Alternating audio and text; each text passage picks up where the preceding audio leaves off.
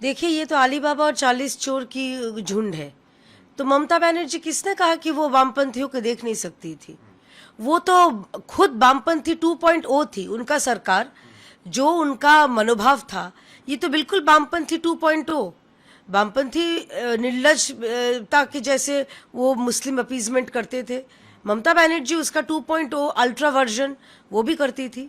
और सबसे हैरानी की बात ये है, वो जो उग्रवाद अल्ट्रा लेफ्ट, उनको लेके उनको आवेदन किया है कि उनके साथ आए। जो अलगावाद जो अल्ट्रा लेफ्ट करते हैं, जिसके लिए हमारे आदरणीय गृह मंत्री जी वो भारत से नक्सलवाद को हटाने की बात कर रहे हैं। पूरा भारत नक्सल फ्री हो रहा है और ममता बनर्जी वहीं पर वो नक्सलियों को बुला रहे हैं। मतलब ममता बनर्जी अपने चेयर में बैठने के लिए, कुर्सी पाने के लिए वो किसी भी हद तक जा सकती है। देश रहे ना रहे, प्रदेश रहे ना रहे, कुर्सी रहनी चाहिए। तो इसीलिए जब ममता बनर्जी को बांग्लादेश का जो जमात लीडर है, जब उन्होंने कहा था कि आप पश्चिम बंगाल को एक अलग राष्ट्र घोषणा कीजिए, ममता बनर्जी उस पर कोई टिप्पणी नहीं किया। वो एक गणतंत्र के मुताबिक पश्चिम बंगाल एक फेडरल स्ट्रक्चर में एक अंग राज्य था है।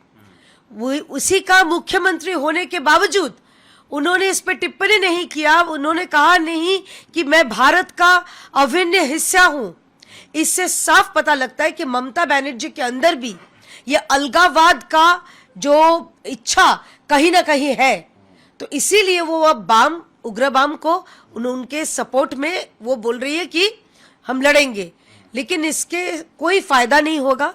मैं साफ बताना चाहती हूँ, क्योंकि इनका जो चेहरा है राहुल गांधी जी, जो 99 बार वो हार के उनका मॉरल विक्ट्री हुआ है। पश्चिम बंगाल में उनका फिर से हार हुई है, बुरी तरह से हार हुई है।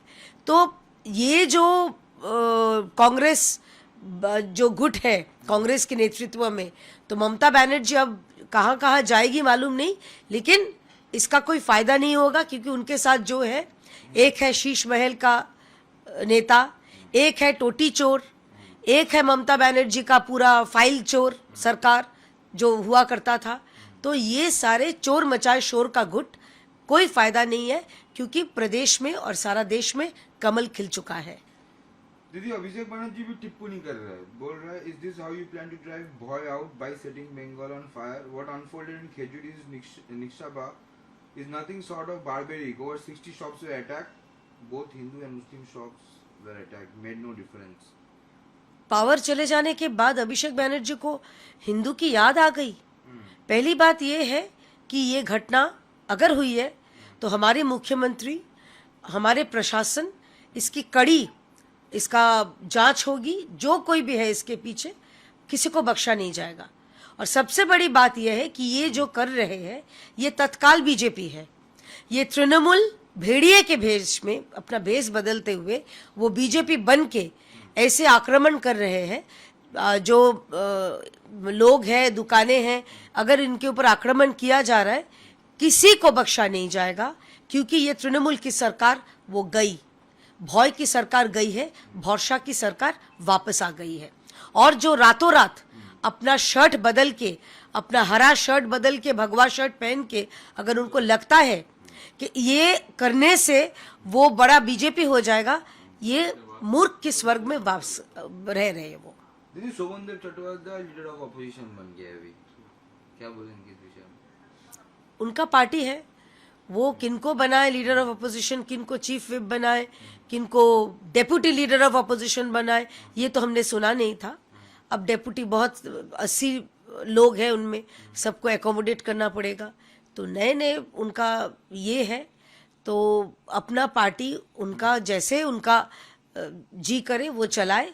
लेकिन इतना मैं बता सकती हूँ कि पश्चिम बंगाल में विधानसभा में भी जो अपोजिशन है उनको भी बोलने का समय दिया जाएगा, उनको भी सम्मान दिया जाएगा।